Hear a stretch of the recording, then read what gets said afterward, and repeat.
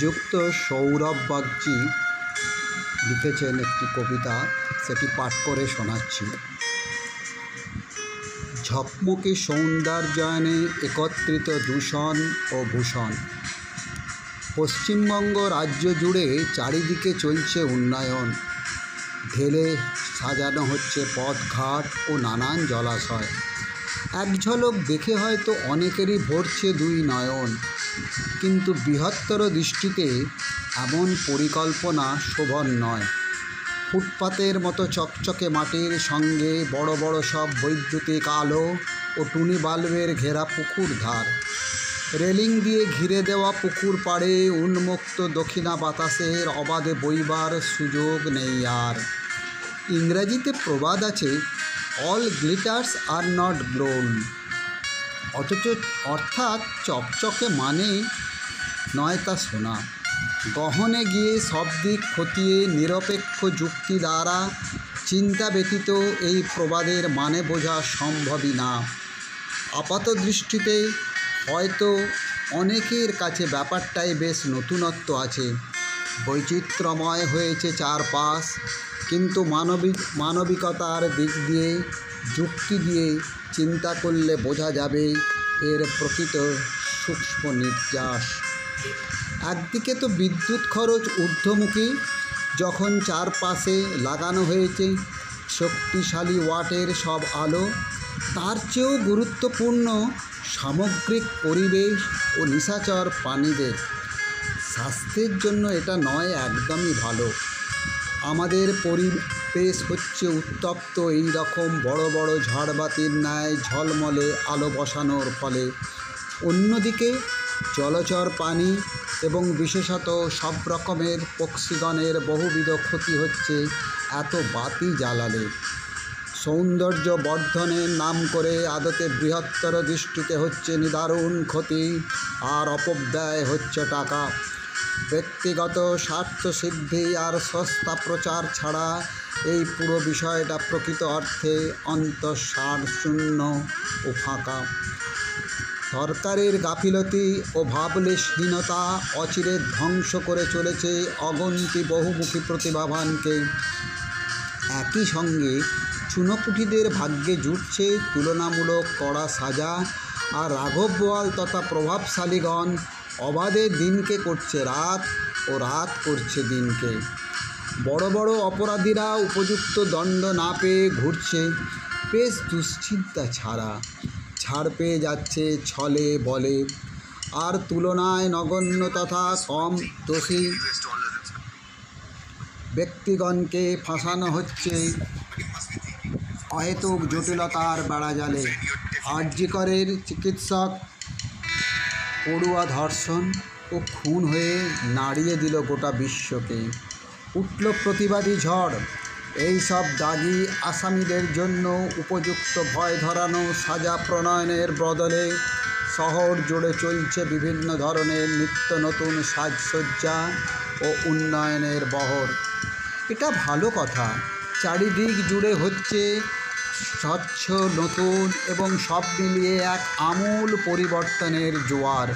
তবে সৌন্দর্যের আবেগে ভাসমান জনগণ ও শাসক শ্রেণী বুঝতে পারছে না এটা কতটা খারাপ ব্যাপার।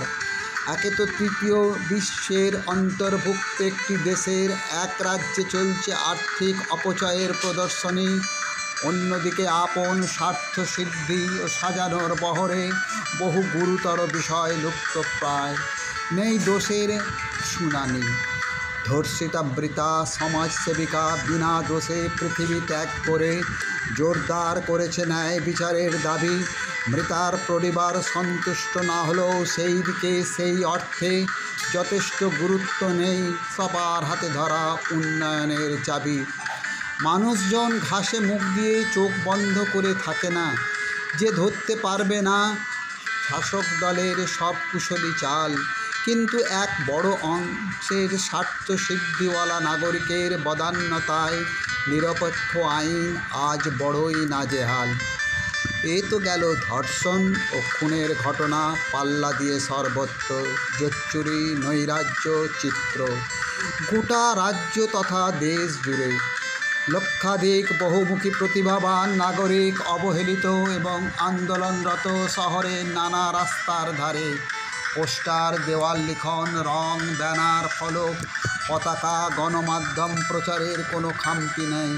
কিন্তু কৌশলী উন্নয়ন ও প্রকৃত অর্থে অপব্যয়ের বাহানায় নিজ সৃষ্ট নানা সামাজিক সমস্যা হতে বড় অংশের রাজ্যবাসীকে মুখ ফিরিয়ে রাখাটা চাই। সকল প্রতিভাবান যথোপযুক্ত মর্যাদা পেয়ে তাদের ন্যায় অধিকারে উজ্জ্বল করবে এই বাংলার গরিমা। কিন্তু উপযুক্ত পরিকাঠামো সুযোগ না পেলে তার বাস্তবায়ন কিভাবে হবে, এটা কিন্তু সবার অজানা।